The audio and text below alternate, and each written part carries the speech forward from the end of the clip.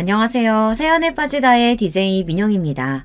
오늘도 두 가지 사연 준비되어 있는데요. 어떤 사연들이 준비되어 있을지 너무 궁금하네요. 그럼 오늘의 사연 바로 시작해 볼게요. 안녕하세요. 어떻게 글을 시작해야 할지 잘 모르겠네요. 워낙 글솜씨가 없어서 제 사연이 여러분께 잘 전달이 될지는 모르겠지만 최대한 기억을 잘 더듬어 조리 있게 써내려가 보겠습니다. 저희 남편은 가구 디자이너예요. 그것도 꽤 유능하고 돈도 잘 버는 유명 디자이너죠. 원래는 국내 모 기업의 인테리어 회사에서 일을 했었지만 지금은 외국계 회사의 미국 지사에서 근무하고 있어요. 저도 그런 남편을 따라 딸아이를 데리고 미국에 와서 살림을 하고 있고요. 처음에 외국살이에 적응하기가 좀 힘들었지만 지금은 매일매일 행복한 일상을 보내고 있습니다. 저희 가족이 이런 행복을 얻기까지는 참 많은 일들이 있었어요. 지금은 다 지나간 과거의 일들이지만 그때를 다시 떠올리면 벌써부터 마음이 참 답답해집니다. 저와 남편은 회사에서 처음 만난 사이였어요. 글에 적었던 국내 모 대기업 인테리어 회사요. 저도 인테리어 관련 일을 했었거든요. 물론 남편처럼 유능하고 이름난 디자이너는 아니었습니다.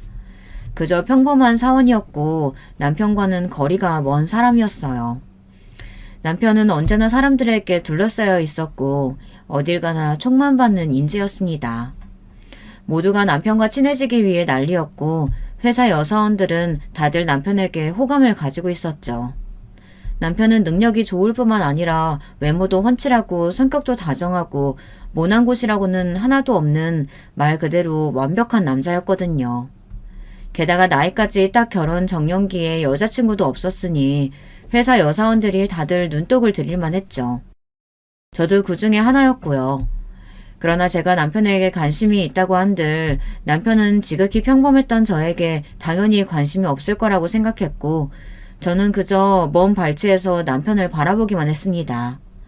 분명 남편은 저보다 더 잘나고 예쁜 여자가 이상형일 거라고 생각했거든요. 그러던 어느 날이었습니다.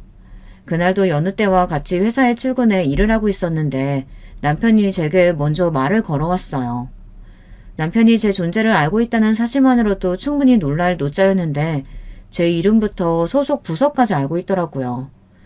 그날의 대화를 기점으로 저와 남편은 빠르게 가까워지기 시작했습니다. 지금도 남편이 회사에 다른 예쁘고 능력 있는 여자들을 두고 왜 저를 선택했는지 그 이유가 의문이에요. 남편은 회사에서 당신보다 예쁜 여자가 없었다며 입에 발린 소리를 하기는 하지만요. 그렇게 연인 사이가 된 저와 남편은 얼마 지나지 않아 결혼 이야기를 나누게 되었습니다. 남편은 저와 결혼하면 정말 행복할 것 같다, 당연히 결혼할 생각이 있다 말하면서도 어딘가 조금 망설이는 눈치더라고요.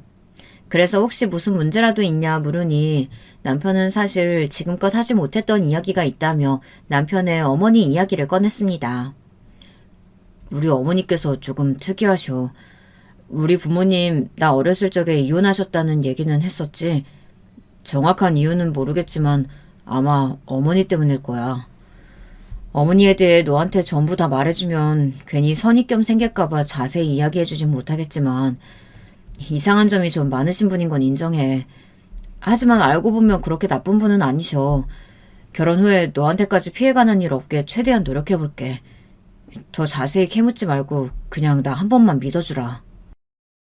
당시 저는 남편에게 푹 빠져있던 상태였고 훤칠한 외모에 능력이 좋은 남편이 제게는 1등 신랑감처럼 느껴졌기에 겨우 시어머니 성격이 조금 특이하다는 이유로 결혼을 망설일 생각은 없었습니다. 당연히 괜찮다 답했고 그렇게 저와 남편의 결혼 준비는 일사천리로 진행되었습니다. 저희 부모님께서도 남편을 마음에 들어 하셨고 회사에서 그렇게 인기 많고 만인의 연인이던 사람을 결국 내가 쟁취하겠구나 하는 성취감까지 들었어요. 남편의 말에 지레 겁먹고 만나뵈었던 시어머니도 생각보다 너무 멀쩡하신 분 같았고 남편이 왜 그렇게까지 걱정했는지 이해가 되지 않을 정도였습니다. 상견례 자리 내내 아무런 문제 없이 화목하게 식사를 마쳤고 시어머니께서는 상당히 교양 있으신 부잣집 사모님같이 느껴졌어요.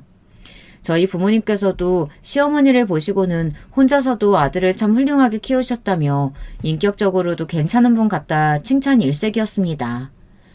그러나 본격적인 결혼 준비가 시작되자 남편이 우려했던 문제가 조금씩 생겨나기 시작했습니다. 가장 처음으로 벌어진 문제는 바로 한복이었어요. 시어머니께서 갑작스레 본인이 분홍색 한복을 입고 싶으시다고 고집을 부리셨습니다. 여러분도 아시다시피 신랑 어머니는 푸른 계열의 한복을 입는 것이 관례잖아요.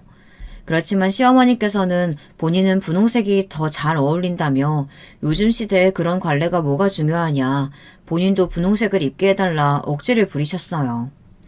남편이 아무리 말려보려고 해도 황소 고집이라며 본인이 원하는 한복을 입혀드리지 않으면 결혼식에 참석도 하지 않겠다 고집을 부리시는 통에 결국 어머니 두 분 다 분홍색 한복을 입으시고 결혼식을 진행했습니다.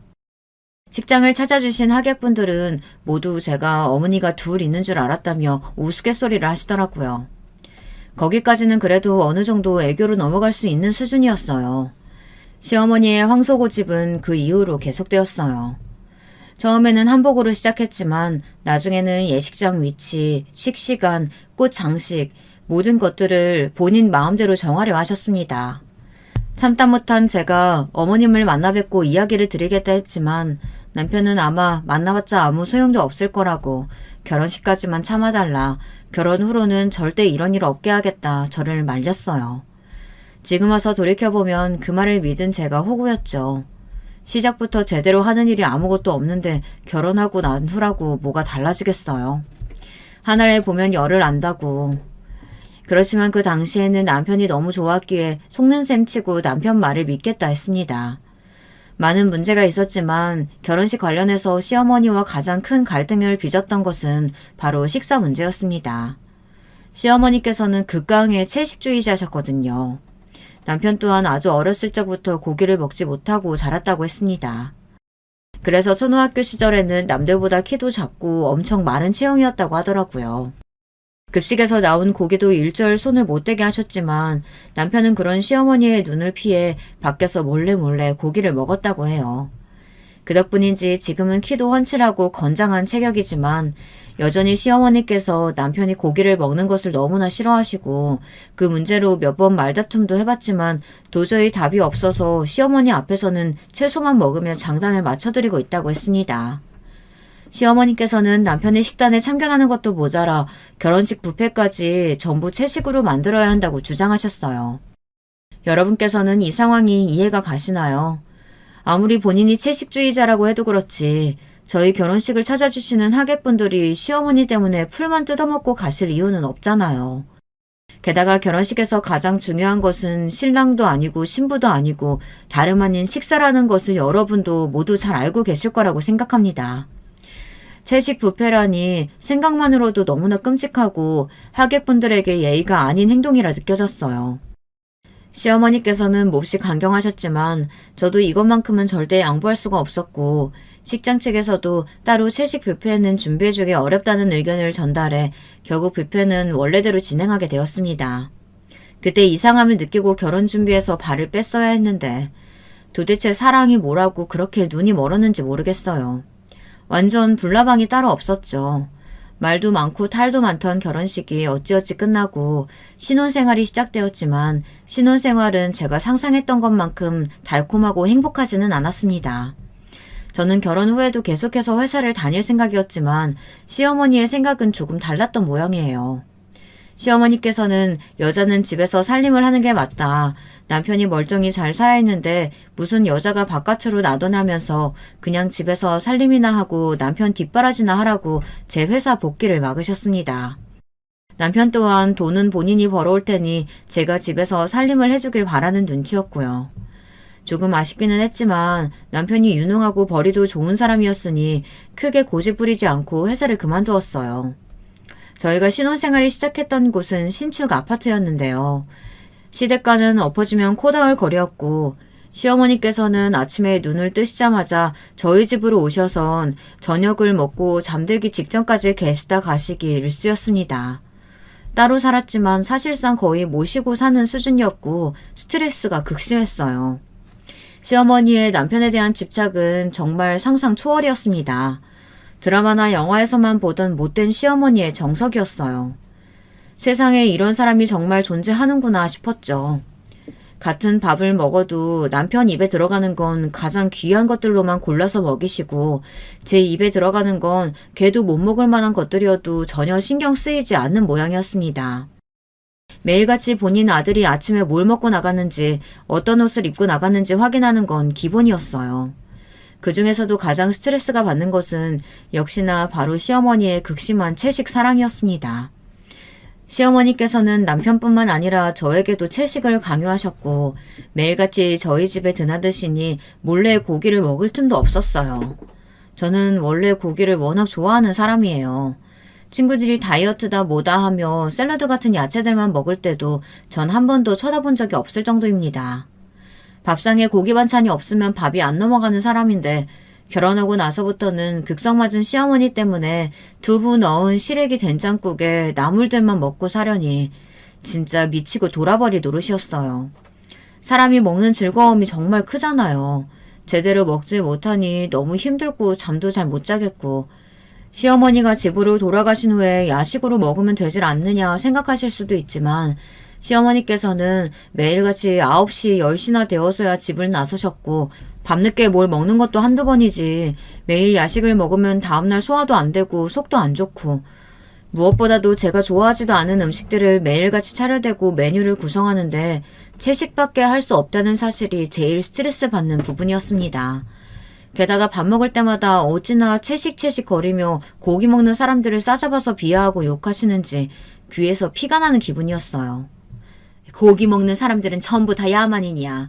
돼지며 소며 걔네가 우리랑 같은 생명이지 다른 생명이니? 사람들이 사람들을 잡아먹지는 않잖아. 인간이 왜 짐승이 아니라 사람인데 교양이 있기 때문이잖아. 고기 먹는 인간들은 전부 인간이 아니라 짐승이나 마찬가지다. 그만큼 교양 없이 격떨어지는 인간들이란 뜻이지. 우리는 그런 인간들이랑 똑같아서는 안 돼. 네가 채식에 불만 있는 건 알고 있다. 그동안 살아온 긴 세월 동안 야만적인 고기의 맛에 길들여져서 그런 거겠지. 지금은 힘들어도 조금만 버티면 입맛이 채소 본연의 맛에 맞게 바뀌게 될 거다. 그때까지 무슨 일이 있어도 고기 같은 건 일체 입에 대지도 마라. 우리 아들 봐봐. 어렸을 적부터 채소만 먹여서 키웠더니 생긴 것도 훤칠하고 두뇌도 명석하지 않니? 고기 같은 적은 음식 먹고 자란 너랑 다르게 훌륭하게 성장한 거야. 그럴 때마다 남편이 옆에서 좀 거들어주면 좋으련만 남편은 얄밉게 찍소리도 안 하고 밥만 먹었습니다.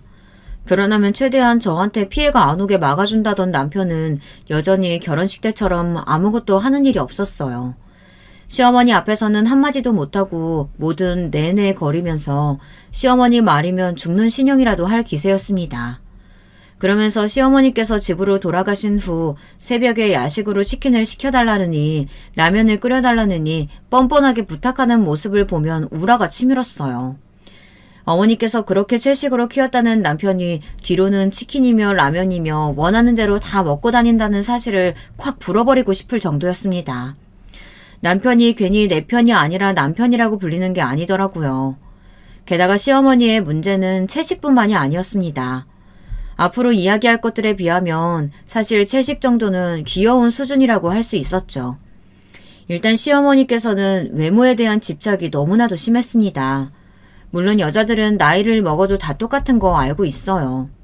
저부터도 한 아이의 엄마가 되었지만 여전히 꾸미는 데에 관심도 많고 외모를 신경 쓰니까요.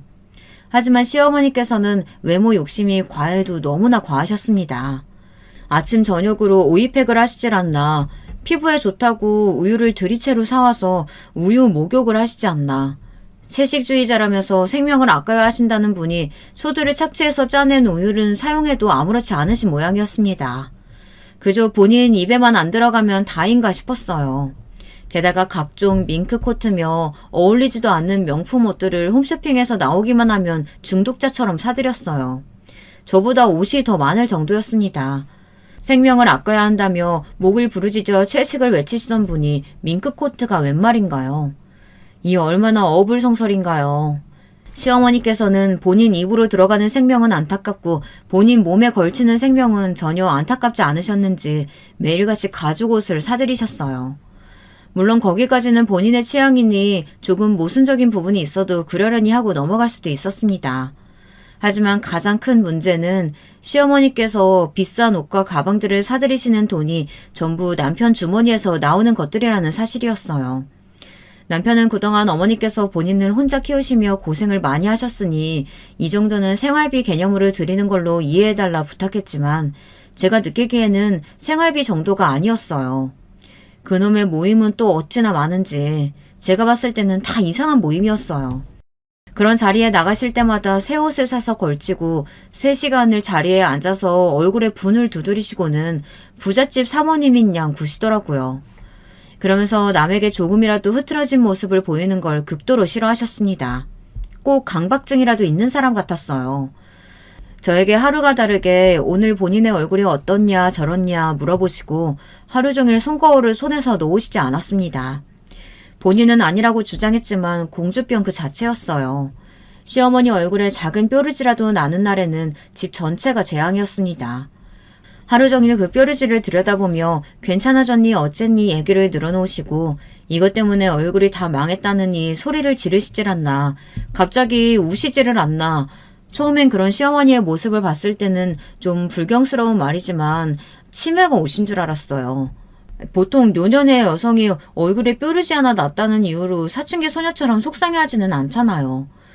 그만큼 제 눈에는 시어머니의 모습이 정상적인 사람처럼 보이질 않았습니다.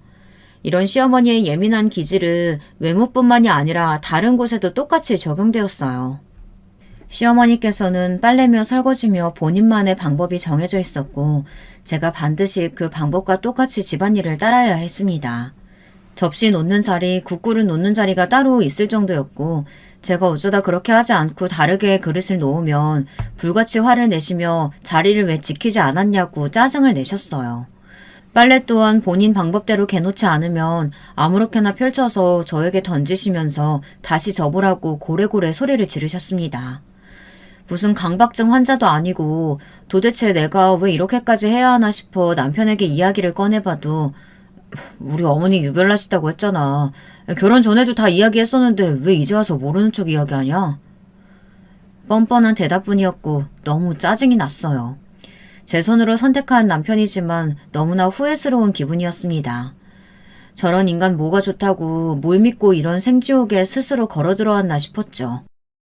다른 것들은 다 그렇다 치고 100번 참고 넘어가도 근본적으로 가장 견딜 수 없었던 것은 바로 저에 대한 무시와 폭언이었습니다.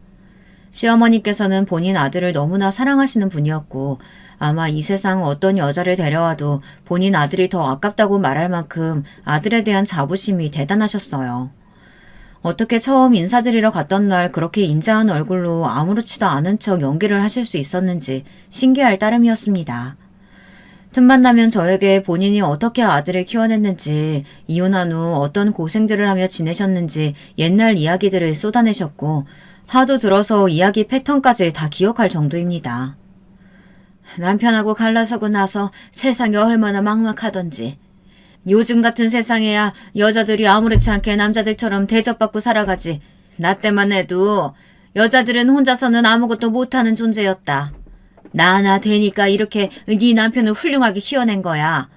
그때 엄마들 봐라.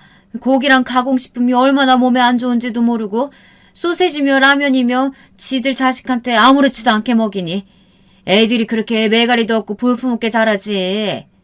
난 그때부터 선견지명이 있었던 거야.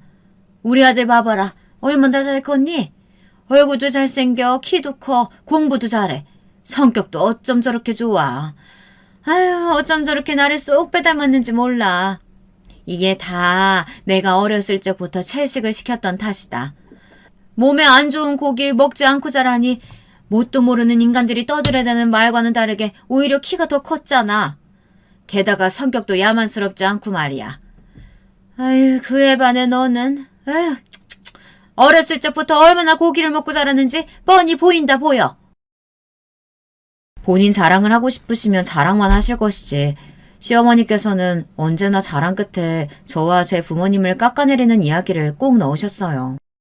그렇게 선견지명이 있으시고 남들과는 다르시다는 분이 듣는 사람 기분 하나를 생각 못 하시는지 아니면 기분이 나쁘든 말든 신경 쓰지 않으시는 건지는 모를 일이지만 당연히 듣는 저로서는 그닥 유쾌한 경험은 아니었습니다. 신혼 시절에는 몇 번 말대꾸도 해보고 다른 건 모르겠는데 저희 부모님 험담은 하시지 말아달라 부탁도 드려보기도 했어요. 그때마다 돌아오는 것은 불같은 역정이었습니다. 본인이 언제 우리 부모님 험담을 했느냐니, 잘못된 것을 잘못되었다 말도 못하냐느니, 역시 멍청한 애라 말 속에 담긴 큰 뜻을 알아채지 못한다느니, 배로 쏟아지는 잔소리에 결국 입을 다물게 되더라고요. 뭐 얼마나 큰 뜻이 담겨있는 말씀이신진 몰라도 적어도 제가 듣기에는 그저 본인 자랑에 불과했습니다. 그렇게 매일같이 아파트에 갇혀 시어머니와 함께 보내는 지옥 같은 나날들이 계속되었어요. 이러다가는 정말 정신병이라도 걸리는 게 아닌가 싶을 정도였습니다. 남편은 이미 꼴도 보기 싫은 사이였고 남편과 사이가 멀어지니 시어머니가 더더욱 미워 보였어요. 그즘 시어머니께서는 결혼한 지가 언젠데 아직도 아이가 안 들어서냐며 혹시 제 자궁에 무슨 문제가 있는 게 아니냐는 망언을 쏟아내셨습니다. 솔직히 아이가 생기지 않는 것이 여자 탓만은 아니잖아요. 과학적으로는 오히려 남자 씨앗 문제라는 이야기도 있고요. 날짜에 맞춰 관계를 가지고는 있었지만 임신 소식은 쉽게 찾아오질 않았어요. 시어머니께서는 이게 다 네가 고기를 먹고 와서 그런 거라며 또 말도 안 되는 소리를 쏟아내셨습니다. 몸속에 독소가 아직 다 배출이 되지 않는 거다. 조금 더 채식을 하다 보면 좋은 소식이 있을 거라는 말도 안 되는 말씀을 하시는데 남편은 옆에서 아무 말도 하지 않고 제 탓에 동조를 하더라고요. 그 모습을 보니 아이고 뭐고 생기기 전에 이혼하는 게 맞지 않나 싶어질 정도였답니다. 그렇게 얼마 지나지 않아 아이가 저희 부부에게 찾아왔고 임신 기간 동안만큼은 시어머니 곁에서 벗어나 마음 편하게 태교를 하고 싶었어요. 그렇게 사랑에 맞았는 아들 집에 오지 말란 말씀을 드렸다간 불같이 화를 내시게 뻔하니 적어도 아이가 뱃속에 있는 동안에는 내가 이 집을 떠나 있어야겠다는 생각이 들었습니다. 결국 저는 남편에게 임신 기간 동안 친정에 가서 지내겠다고 통보를 했어요. 남편은 그게 무슨 소리냐며 말도 안 되는 소리라고 제 의견을 일축하려 했지만 전 단호했습니다. 이 집에서 시어머니와 함께 지냈다가는 들어선 아이도 질려서 도망갈 거라고요. 임신한 동안에만이라도 마음 좀 편하게 지낼 수 있게 해달라는 말에 남편은 결국 저의 친정행을 허락했습니다. 사실 허락한다는 말도 우스워요. 남편이 제 윗사람도 아니고 제 행동을 일일이 보고하고 허락받을 필요는 없죠. 그러나 그때는 저도 모르게 그렇게 생각이 되었나 봐요. 매일같이 하는 일이 집에서 시어머니의 아들 자랑을 들으며 여자는 살림을 해야 한다, 남자 뒷바라지를 하기 위한 존재다 하는 이런 쓸데없는 이야기를 듣는 것이었으니까요. 아마 임신 기간 동안 친정에서 지내지 않고 시어머니와 계속해서 시간을 보냈다면 태교에도 큰 문제가 있었을 거예요. 친정에서 보낸 10달은 정말 행복한 시간이었습니다. 멀쩡한 남편과 시댁을 두고 친정으로 돌아오겠다는 제 말에 부모님께서는 처음에는 의아한 반응을 보이셨어요. 그동안 부모님께는 제가 결혼 생활을 하며 겪은 수모와 시어머니의 이상한 점들에 대해 일부러 말씀을 드리지 않았거든요. 하나뿐인 딸이 남들보다 일찍 결혼해서 집에서 살림만 하며 지내는데 그마저도 행복하지 않는다는 이야기를 전해 들으시면 얼마나 속이 상하시겠어요. 부모님께서는 혹시 남편과의 사이에 문제가 있냐, 싸웠냐, 아니면 시어머니께서 구박을 하냐 걱정 섞인 질문들을 던지셨지만 저는 그저 고개를 가로저었습니다. 결혼 생활에는 아무 문제가 없고 그저 임신 기간 동안만큼은 조금 편하게 지내고 싶어서라고 답했어요. 아무리 남편과 사이가 좋고 시어머니께서 잘 대해주신다고 하더라도 제가 평생을 자라온 친정과는 비교가 되지 않을 테니까요. 제 말에 어머니께서는 조금 의문이 남으신 표정이었지만 물어봤자 제가 대답하지 않을 거라고 생각하셨는지 더 이상은 캐묻지 않으셨습니다. 그렇게 딸아이를 출산하기까지 10달 정도를 친정부모님과 함께 마음 편하게 보냈어요. 여느 부모 자식 사이가 그렇듯 자라오면서 항상 사이가 좋고 다정하기만 한 모녀 관계는 아니었지만 시어머니와 비교하면 친정어머니는 천사가 따로 없더라고요. 항상 듣기 싫다고만 생각했던 어머니의 잔소리가 천사의 노랫소리처럼 감미롭기까지 했습니다. 때 되면 어머니께서 임산부에 좋은 음식으로 밥을 차려주시지 빨래며 설거지며 본인은 손 하나 까딱하지 않으시면서 트집만 잡아대는 시어머니가 없으니 정말 살 것 같더군요. 그렇게 꼴보기 싫던 남편도 오랜 기간 떨어져 지내니 조금은 보고 싶기도 하고요. 미운 정이 들었던 거겠죠. 남편은 매일같이 문자며 전화로 잘 지내고 있냐 안부를 물어왔고 연애 때처럼 다정하게 굴기도 했습니다. 역시 있을 땐 모르더니 제가 없어지니 소중함이 더 느껴지는 모양이더라고요. 남들은 임신기간이 힘들고 어려웠다고 하지만 저는 딸아이를 뱃속에 품고 있었던 그 10달의 시간이 참 짧게 느껴졌습니다. 몸은 조금 고될지더라도 마음이 편한 게 낫더라고요. 출산 후 아이를 데리고 다시 시댁으로 돌아가는 발걸음이 어찌나 무겁던지요. 굳이 언급하지는 않았지만 당연히 임신기간 동안 친정에서 시간을 보낸다는 것부터 시어머니께서는 반대가 극심하셨어요. 뱃속에 우리 아들 씨아들에게 악영향이 가면 어쩌냐는 말부터 제가 친정에 머무르던 동안 하루에 한 번씩은 꼭 전화를 해 제가 고기를 먹고 있는지 확인하셨습니다. 게다가 각종 이상한 미신들을 말씀하시며 그래야 아이를 낳는다더라. 그래야 복중 아이가 더 건강해진다더라. 아침 저녁으로 본인이 알려주신 이상한 행위들을 꼭 실천하라 말씀하셨고 매일같이 인증사진을 찍어 보내라 저를 닥달하기도 하셨습니다. 그러나 제가 미쳤다고 친정까지 가서 시어머니 말에 휘둘리겠어요. 시어머니께는 채식을 하고 있다 걱정하시지 말라 말씀드려놓고는 어머니가 끓여주시는 소고기 미역국을 마음껏 먹었죠. 임산부가 채소만 먹으면 쓰겠나요? 그러다가 아이를 낳기도 전에 제가 먼저 골로 갈지도 모르는 일인데 말입니다. 당연히 시어머니께서 저한테 시키신 이상한 미신 행위들도 일체하지 않았지만 어머니께는 잘하고 있다 거짓말을 했어요. 본인 눈앞에 없으니 어떻게 확인을 하겠어요. 솔직히 여러분은 그런 미신을 믿으시나요? 아들 낳으려면 이래야 한다더니 저래야 한다느니 하는 것들이요. 시어머니께서는 주변에 아들 낳은 집이 있으면 꼭 직접 방문해서 기를 받아야 한다. 집에 분홍색 물건들은 다 치워야 한다. 말도 안 되는 말씀들을 진짜 과학적인 증거라도 되는 듯 맹신하며 제게 강요하셨습니다. 그러나 제 뱃속의 아이는 시어머니께서 간절히 바라시는 아들이 아니라 딸이었어요. 딸이라는 사실을 전해 들으시고는 어찌나 대놓고 실망을 하시던지요. 우리 아들이 씨앗은 제대로 줬는데 네 뱃속에서 털을 잘못 잡아줬다느니 그런 이상한 말씀들을 하시길래 네네 그렇겠죠 하고 적당히 맞장구를 치며 넘겼습니다. 본인이 그렇게 좋아하시는 과학적 증거들을 들어서 이야기해보자면 사실 아이의 성별을 결정하는 것은 난자가 아니라 정자라고 해요. 결국 시어머니께서 그렇게 자랑하시는 아들이 제게 준 씨앗이 애초에 딸이 될 종자였다는 뜻이죠. 그러나 그 자리에서 어머니와 제 탓이네 남편 탓이네 왈가왈부하며 신랑이를 버리고 싶은 생각은 전혀 없었기에 입을 다물고 있었습니다. 시어머니의 상식 밖의 행동은 아이가 태어난 후에도 계속되었어요. 따져보면 아이가 태어난 후로 더욱 심해졌다고 할 수도 있겠네요. 제가 가장 스트레스를 받았던 부분은 역시나 시어머니의 지독한 채식 사랑이었습니다. 시어머니는 저희 딸에게도 일체 고기를 먹여서는 안 된다. 아이의 이유식에 들어가는 재료들을 일일이 본인이 확인하고 검사하셨어요. 솔직히 제 입에 들어가는 것은 100번 양보해서 시어머니께 어찌어찌 맞춘다고 하더라도 엄마가 된 입장에서 아이 입에 들어가는 것은 도저히 양보가 안 되잖아요. 시어머니께 병원에서 아이에게 고기를 꼭 먹으라고 했다. 이렇게까지 극단적으로 채식을 하면 아이 건강에 문제가 생긴다. 아무리 말씀을 드려도 저희 남편 이야기를 하시며 네 남편을 봐라. 저게 건강에 문제가 있는 모습으로 보이냐. 난 네 남편 갓난아기였을 때부터 한 번도 고기 같은 거 먹인 적 없다. 병원 의사들은 전부 돌팔이다. 뭣도 모르면서 병원에 더 자주 부르려고 거짓말 하는 거다. 아이의 모든 병들은 고기를 먹어서 생기는 거다. 고집을 부리셨습니다.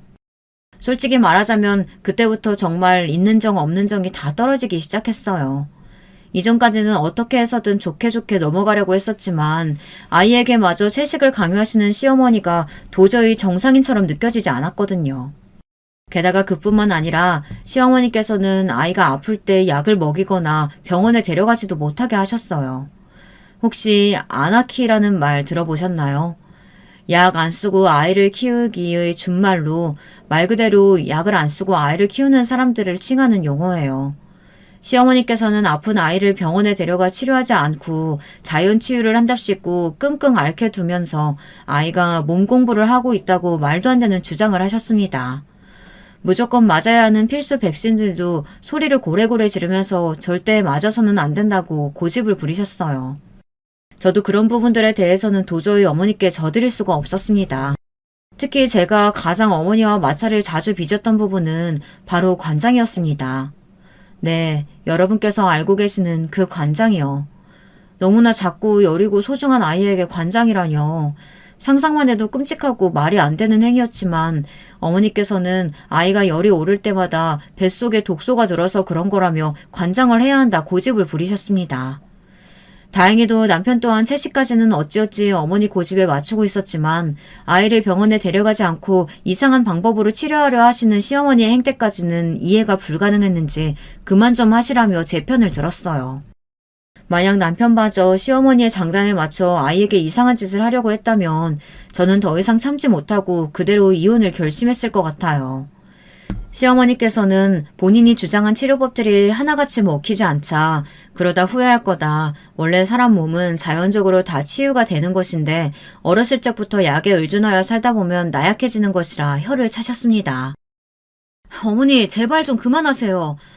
그러는 어머니께서는 어렸을 적에 아프면 약도 드시고 병원도 가셨을 거 아니에요. 그리고 제 남편은요?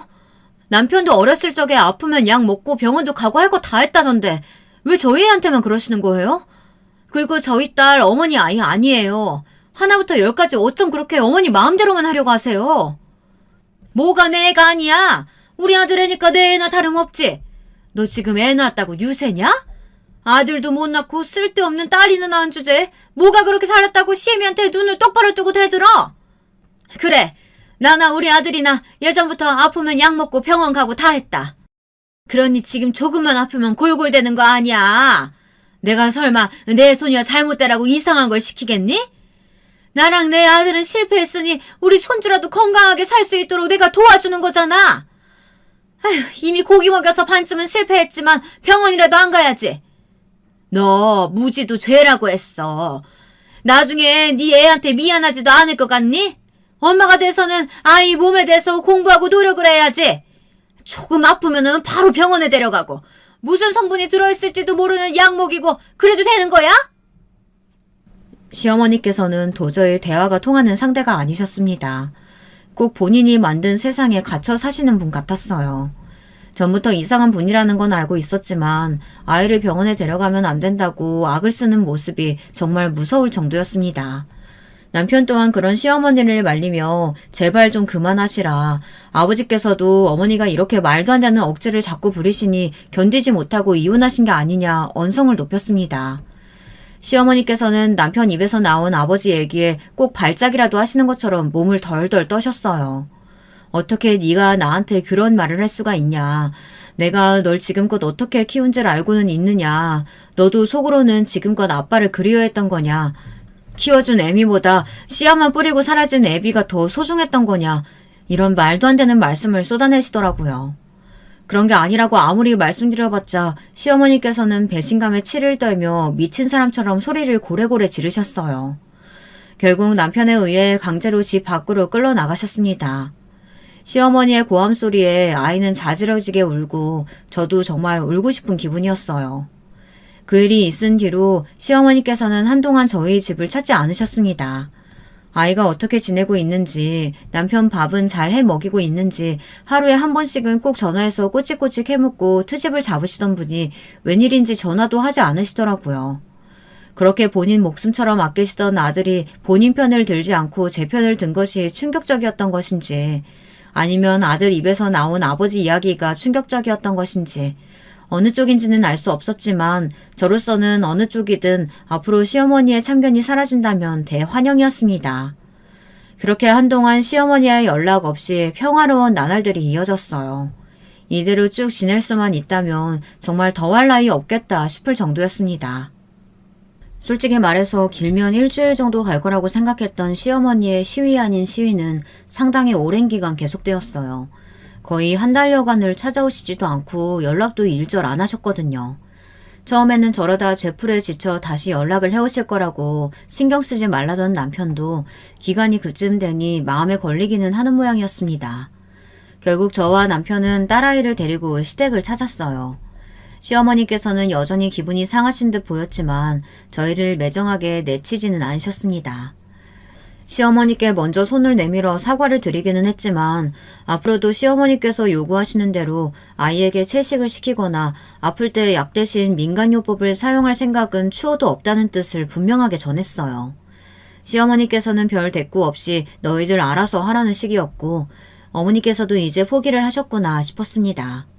그렇게 시어머니께서는 다시 저희 집을 드나드시며 예전처럼 지내기 시작하셨어요. 물론 여전히 저와 남편이 먹는 음식은 철저히 채식으로 먹으라 참견을 하셨지만 적어도 아이와 관련된 문제는 더 이상 언급하지 않으셨습니다.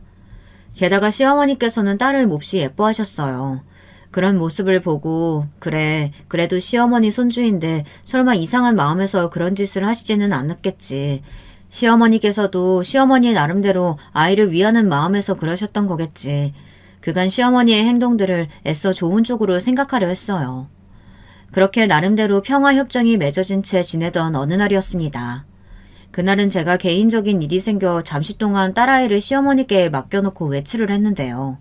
조금 불안한 마음이 들긴 했지만 최근 몇 달간 이상한 일도 없었고 시어머니께서도 평소에 딸아이를 잘 돌봐주셨기 때문에 별 문제 없을 거라고 생각하고 서둘러 외출을 다녀왔습니다. 어머니, 지금 뭐 하시는 거예요?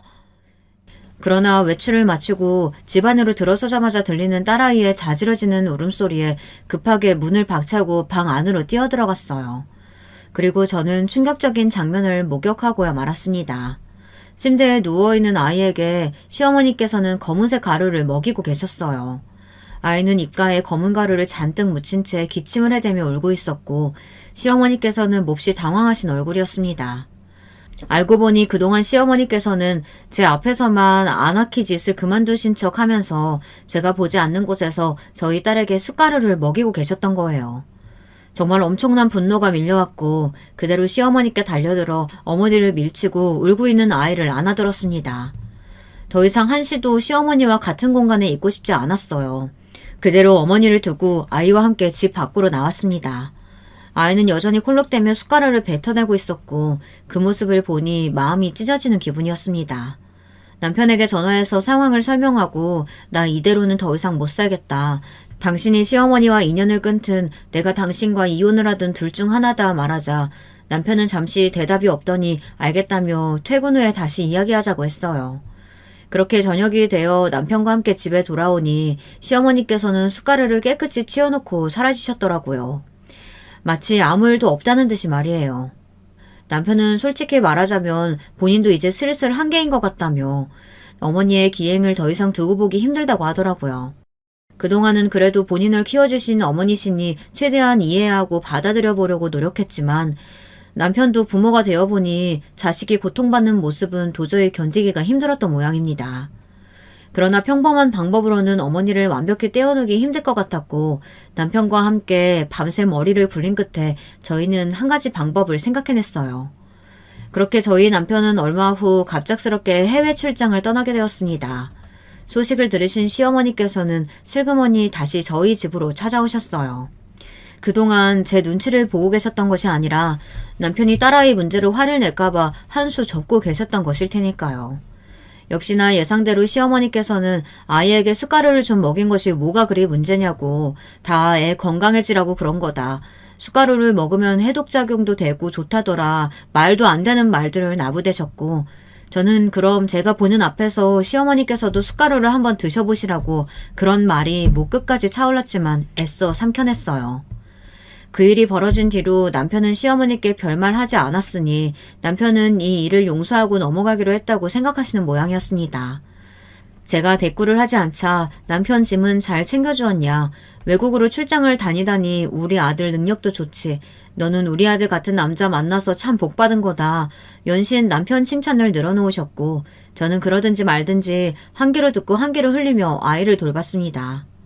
그렇게 남편이 출장을 떠난 지 정확히 일주일째 되는 날이었어요. 그날도 시어머니와 함께 오후를 보내던 중이었고 모르는 번호로 연락이 왔습니다. 대호 씨 아내분 맞으신가요? 이런 소식 전해드리게 되어서 정말 유감입니다. 대호 씨가 출장 중에 차 사고로 인해 목숨을 잃으셨어요. 어젯밤에 대호 씨께서 타고 계시던 차를 대형 트럭이 덮치는 사고가 있었어요. 병원에 실려가셔서 밤새 치료를 받으셨지만 결국 자세한 사건 경위와 관련된 문제는 다시 연락드릴게요. 삼가 고인의 명복을 빕니다. 전화기 너머로 들려오는 낯선 남자의 목소리에 가슴이 쿵쿵 뛰었습니다. 아이에게 밥을 먹이던 중이라 스피커폰으로 통화를 했기에 모든 내용은 전부 시어머니도 함께 듣고 있었어요. 시어머니께서는 이게 무슨 말이냐며 지금 저 사람이 무슨 말도 안 되는 이야기를 하는 거냐며 고래고래 소리를 지르셨고 이미 끊긴 전화에 대고 미친 사람처럼 화를 내셨습니다. 저 또한 당황스러운 마음이었어요. 시어머니께서는 말도 안 된다며 우리 아들이 이렇게 허망하게 세상을 떠날 리 없다. 아무 일도 없다는 듯 다시 연락이 올 거다. 본인 전화기를 붙잡으시고 남편에게 계속 전화를 거셨지만 당연히 받을 리가 없었습니다. 충격이 크셨는지 제대로 걸으시지도 못하는 모습에 집까지 모셔다 드릴까 물었지만 잠시 동안 소파에 주저앉아 멍하니 허공을 응시하던 시어머니께서는 이내 눈빛이 돌변하셨어요. 너 이년, 이 악마 같은 년, 네가 우리 아들 잡아먹은 거야. 네가 시집 온 이후로 제대로 풀리는 일이 하나도 없어. 우리 아들이 얼마나 나밖에 모르던 착한 아들이었는데 어느 날부터 갑자기 대들기 시작하더니 네가 뒤에서 몰래 우리 아들 꼬드겼지? 하늘에서 네 년한테 천벌을 내린 거야. 우리 착한 아들은 그 벌을 대신해서 받은 거고 네가 우리 아들 잡아먹은 거야. 이 악마 같은 년아. 내 더러운 핏줄을 데리고 당장 내 눈앞에서 사라져. 꺼지란 말이야. 시어머니께서는 미친 사람처럼 악다구니를 쓰시며 저와 딸아이를 마구잡이로 밀치셨고 저는 그런 시어머니께 특별한 저항을 하지 않은 채 집 밖으로 쫓겨났습니다. 당연히 핸드폰을 제외하고는 아무것도 들고 나오지 못했지만 크게 상관없었어요. 모두 예상했던 대로였거든요. 저는 그렇게 집을 나서서 호텔로 향했습니다.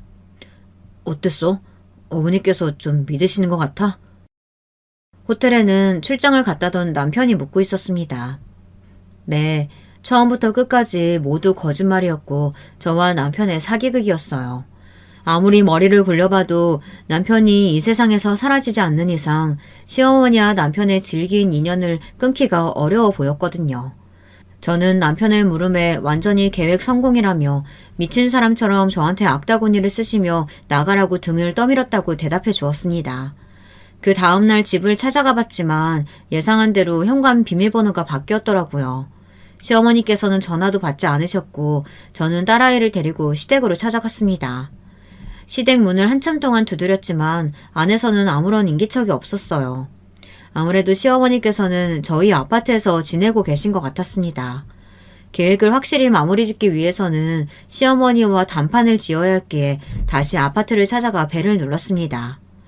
안에 계신 거 다 안다. 얘기 좀 하자. 최대한 불쌍한 목소리를 내며 한참 동안 사정을 하니 드디어 문을 열어주시더라고요. 아들도 죽은 마당에 내가 너랑 얼굴 마주하며 살아야 할 이유가 뭐가 있니? 너한테 넘겨줄 유산이며 재산 아무것도 없으니까 뭐 받아갈 생각하지 말고 조용히 사라져라. 네가 우리 아들 잡아먹은 건 하늘에서 내리신 천벌이라 생각하고 참아줄 테니까. 어머니, 남편이 죽은 게 어떻게 저 때문이라고 그러세요. 이렇게 저 쫓아내시면 전 어떻게 살아요. 저 결혼한 뒤로 일도 그만뒀고 수중에 한 푼도 없는 거 잘 아시잖아요. 시끄러워. 더 이상 너 같은 년 꼴도 보기 싫으니까 다시는 찾아오지 마라. 한 번만 더 찾아오면 경찰에 신고할 테니까 그렇게 알아. 그렇게 아파트 문이 쾅 닫혔고 완벽한 계획 성공이라는 생각에 저도 모르게 웃음이 나왔습니다. 시어머니께서 남편의 재산을 다 가져가셨다고 하지만 사실 시어머니가 가지고 가신 돈은 남편 재산의 극히 일부였거든요. 시어머니께서 남편의 돈으로 명품들을 사드렸다고 했던 거 기억하시죠? 평소 시어머니께서는 저를 믿을 수 없다며 남편의 월급을 본인이 관리하셨어요. 시어머니께서는 남편의 월급과 재산을 전부 본인이 통제하고 있다고 생각하셨지만 사실 시어머니가 가지고 계셨던 것은 하도 본인이 돈 관리를 하시겠다 고집을 피우시는 통에 만들어드렸던 가짜 월급 통장이었습니다. 진짜 돈을 모아두던 통장은 따로 제가 관리하고 있었고 시어머니께서 가지고 계시던 통장에 들어있는 금액과 비할 바가 못 되었어요. 시어머니께서는 이 사실을 아실 리가 없으셨으니 본인이 남편의 모든 재산을 다 가져갔다고 생각하실 테고 제게서 더 뜯어낼 것이나 상의할 문제가 없다고 생각하실 테니 더 이상 저에게 연락을 하지 않으실 거라고 예상했습니다. 역시나 예상대로 그 뒤로 시어머니께서는 제게 일절 연락이 없으셨어요. 이러기를 바라고 진행한 계획이었긴 했지만 그래도 제 딸아 있는 시어머니 핏줄이기도 한데 한편으로는 지독하게 매정하다는 생각이 들기도 했습니다. 그 뒤로 저희 가족은 1년여간 시어머니의 간섭 없이 평화롭고 행복한 일상을 보냈어요. 시어머니 한 분 사라진 것 뿐인데 남편과 연애 시절로 돌아간 것처럼 너무나 사이가 좋아지더라고요. 남편은 결혼 전 약속했던 것처럼 시어머니의 포간과 기행들을 막아주지 못했던 것을 몹시 미안해했고 앞으로는 평생 동안 저를 위해 달라진 모습으로 살겠다 약속했습니다. 한때는 남편이 정말 남의 편이라도 된 것처럼 미웠을 때도 있었는데 금세 이렇게 사이가 다시 좋아지니 사람 일은 참 알다가도 모르는 거구나 싶었죠. 그러다 글 서두에 말씀드렸던 것처럼 남편이 좋은 기회로 외국계 회사에 미국 지사에 입사할 수 있게 되었고 남편과 상의한 끝에 시어머니께 마지막 인사를 드리고 가기로 했어요. 지금까지는 같은 한국 땅에서 지내며 마주칠 일이 생길지도 모르니 죽은 척하고 인연을 끊고 살았지만 미국으로 떠나게 되면 다시는 한국으로 돌아올 일이 없을 테니 자식된 도리로서 마지막 인사는 드리고 싶다고 하더라고요. 공항으로 떠나기 전 1년 만에 다시 찾은 시댁은 여전했습니다. 아니, 네가 어떻게... 시어머니께서는 죽은 줄로만 알고 있었던 본인의 아들을 보고 완전히 유령이라도 보신 듯한 반응이었습니다. 다리에 힘이 풀리셨는지 그대로 바닥에 털썩 쓰러지시는 통에 남편이 급하게 어머니를 잡아 일으켰어요. 어차피 마지막 인사를 드리러 온 마당에 굳이 지금까지 있었던 일을 설명드릴 필요도 죄송하다는 말을 드릴 필요도 없다 생각했고 남편은 덤덤하게 지금껏 혼자서 저를 키우시느라 고생 많으셨다. 자식된 도리로서 마지막 인사는 드리고 가는 게 맞을 것 같아서 찾아왔다. 우리 가족 셋이서 미국으로 떠나기로 했다. 어머니께 남겨드린 재산과 아파트는 그동안 저를 키워주신 것에 대한 최소한의 성이다. 부디 건강하게 지내시길 바란다. 짧은 인사를 남기고 그대로 몸을 돌렸습니다. 시어머니께서는 저희가 떠날 때까지 현실이 믿기지 않는다는 듯한 얼굴로 멍하니 저희를 바라보기만 하셨어요. 그렇게 시댁을 떠나 공항으로 가는 길 내내 마음이 가볍지만은 않았어요. 남편도 마찬가지였는지 저희 둘은 아무런 대화를 나누지 않았습니다. 그러나 막상 미국에 도착하고 나서는 시어머니를 떠올릴 새도 없이 새로운 환경과 새로운 사람들에 적응하느라 정신이 없었어요. 남편은 새로운 직장에 적응해야 했으니 저보다 더 바쁜 나날들을 보냈습니다. 세월이 흐른 지금 저희는 완벽히 이곳 생활에 적응했고 몹시 행복한 일상을 보내고 있습니다. 가끔은 한국에서 홀로 지내고 계실 시어머니가 문득 떠오르기도 하지만 결코 그분이 그립지는 않아요. 그건 남편도 마찬가지라고 하더라고요. 다시는 시어머니와 함께 지내던 그 시절로 돌아가고 싶지 않다고요. 저희에게 이제 시어머니는 한때 함께 했었던 완벽히 과거에만 존재하는 사람이 되었습니다. 앞으로 굳이 그때의 일을 회상하지도 시어머니를 떠올리며 조금이나마 죄책감을 느끼지도 않으려고 해요. 그 모든 일들은 본인께서 자초한 일이니까요. 최대한 조리 있게 글을 적어보려고 노력했는데 내용이 잘 전달되었는지 모르겠네요. 곧 남편이 퇴근해서 돌아올 시간이라 이제 저녁을 준비하러 가보렵니다. 제 이야기를 들어주신 모든 분들 감사드려요. 여러분, 두 번째 사연 시작하기 전에 좋아요, 구독 꼭 눌러주실 거죠? 그럼 두 번째 사연 바로 시작합니다. 안녕하세요. 저는 세상 돌아가는 얘기에 관심이 워낙 많아서 사연 듣는 것도 좋아하는 사람입니다. 출산율 박살났다고 몇 해 전부터 뉴스에서 지겹도록 떠들어댔잖아요. 학생이 없어서 폐교되는 학교가 늘어나는 걸로도 체감이 되지만 십수년 전보다 확실히 결혼하는 커플의 수가 줄어들어서 저는 체감이 딱 되는 것 같아요. 아예 초혼 연령대가 30대로 진입했다고 하니 20대 초중반이면 거의 다 결혼하는 추세였던 시대를 지나오신 분들이라면 격세지감이 일듯 싶어요. 저도 결혼하던 때에 일찍 시집 간다는 소리 좀 들었답니다. 당시 제가 27 늦봄에 결혼했으니 지인들에게 결혼 소식을 알린 건 26이었네요. 조금 부끄러운 이야기지만 저는 가까운 지인의 수가 많지 않은 편이에요. 어렸을 때는 내성적인 어린이였으며 사춘기를 지나고 나서부터는 낯을 꽤 가리는 성격이었거든요. 그 탓인지 사람을 폭넓게 사귀지를 못했어요. 여러 사람을 만나고 인맥을 쌓는 것보다는 저와 잘 맞는 극소수의 인물들과 함께 그나물의 그 밥 모양새를 유지하는 게 더 편했었네요. 남편은 이런 저와는 다르게 발이 넓은 편이었어요. 소위 마당발이라고 하죠. 그런 사람이었고요. 대신에 학창 시절엔 좋은 친구들을 많이 사귀지 못했던 건지 결혼식에 학교 동창들은 거의 안 보이다시피 했던 것으로 알아요. 오빠, 저번에 중학교 때 같이 다녔던 친한 친구들이 있다 그러지 않았어? 오빠 포함 5이서 독수리 오형제라고 칭하면서 학교 활보했었다며. 결혼식에는 부를 줄 알았는데 혹시 한 명도 안 온 거야? 그게 다들 먹고 살기 바쁜가 봐. 결혼한다는 얘기는 전해줬는데 참석하기는 어렵다고들 그러더라. 어찌나 아쉬워하던지. 그래? 그러면 오빠 편으로 축의금만 보내왔겠네? 친구들끼리 액수 맞춰서 보내왔어? 근데 그 오형제 중에서 오빠가 가장 먼저 장가가는 거 아니야? 보통은 스타트 끊는 사람은 챙김 많이 받던데. 야, 넌 뭘 그런 걸 기억해놨다가 따지고 그러냐? 정신없이 바쁘게 살다 보면 경조사 놓치고 그럴 수도 있는 거지. 축의금은 알아서 잘 정리해 줄 테니까 걱정하지 마. 제가 왜 굳이 그런 얘기를 꺼냈었겠나요? 남편이 저한테 학창시절 일화를 꺼내들면 그 독수리 오형제 동창 이야기를 하도 많이 했어서 그랬죠. 그런데 정작 결혼식에는 코빼기도 안 비춘다고요? 저희 결혼할 때 남편은 31살이었어요. 저랑 따로 궁합도 안 본다는 그 유명한 4살 차이였으니 말이죠. 남자 나이 31면 이제 한창 회사에서 자리 잡고 많은 업무량을 쳐낼 텐데 금전적인 여유가 있기란 쉽지 않은 시기잖아요. 게다가 여러분, 살아보면 그렇게까지 안 친한 사람이라 할지라도 그 사람의 경조사를 안 챙기게 되기란 쉽지 않아요. 그렇지 않나요?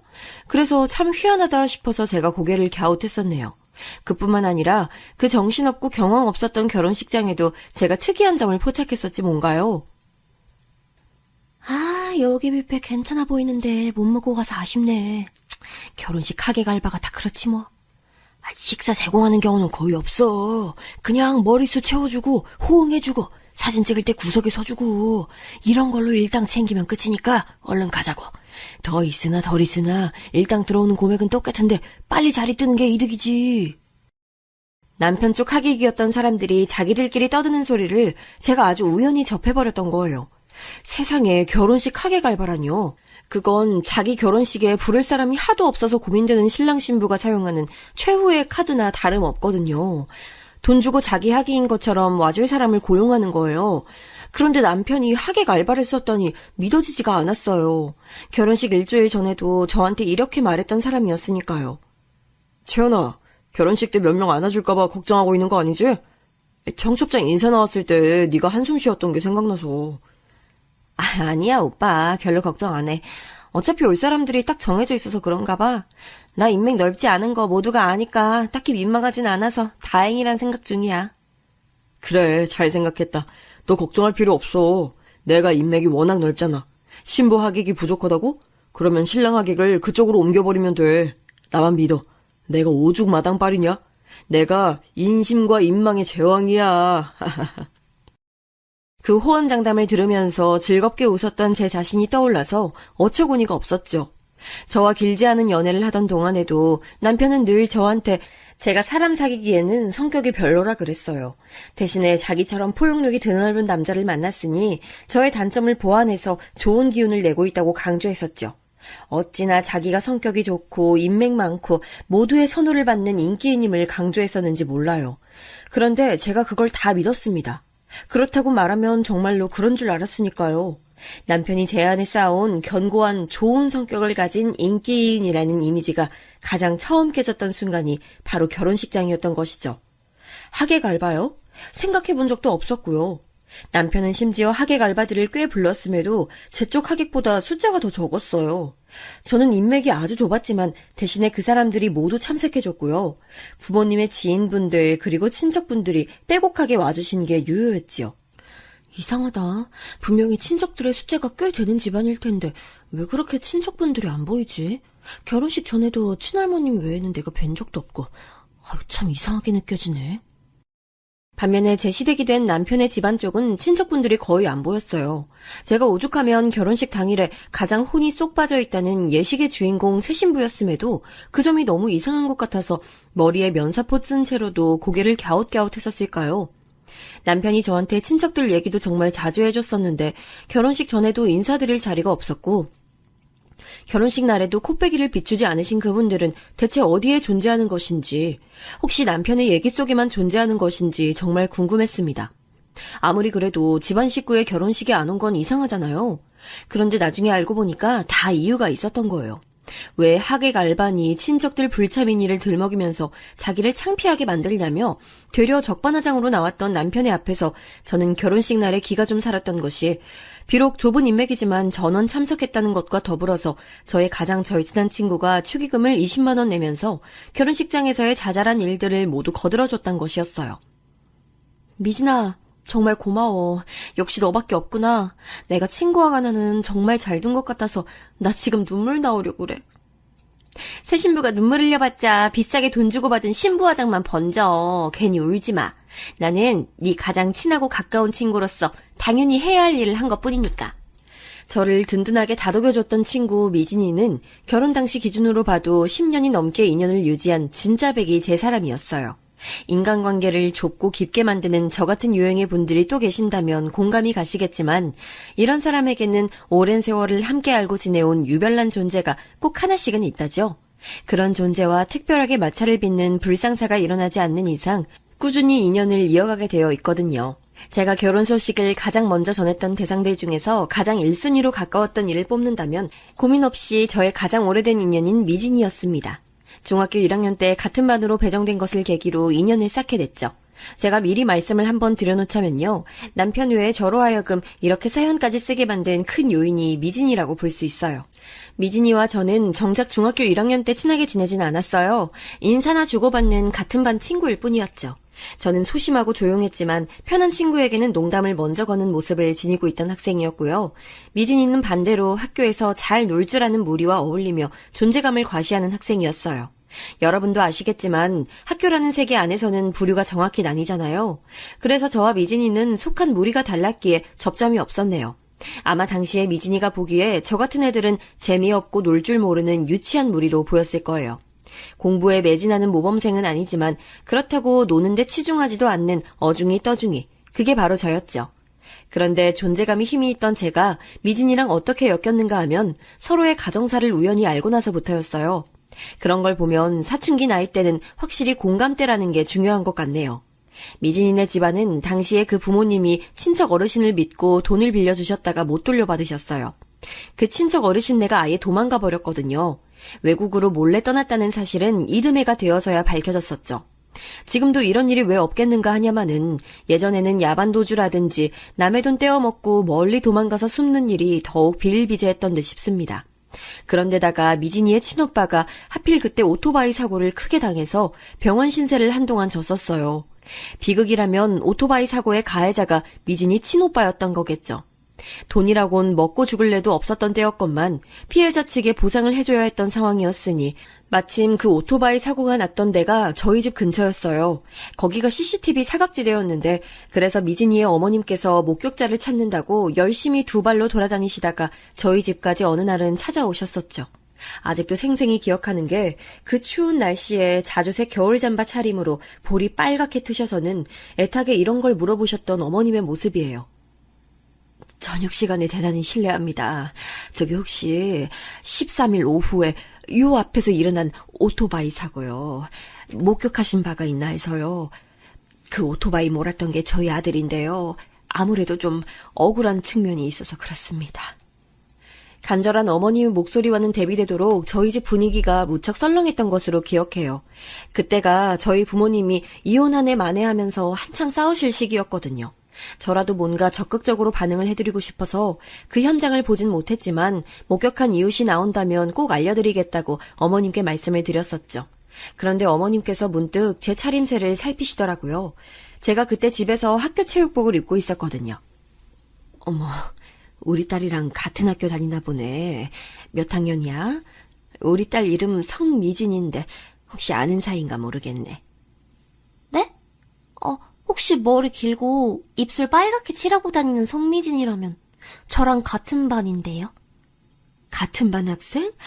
세상에 이런 우연이 다 있네. 이건 인연이네, 인연이야.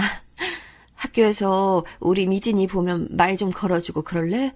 요즘에 우리 미진이가 말도 못하게 힘들어하는 중인데 학교에서도 축 처져 있을까봐 자꾸만 걱정이 되네. 미진이가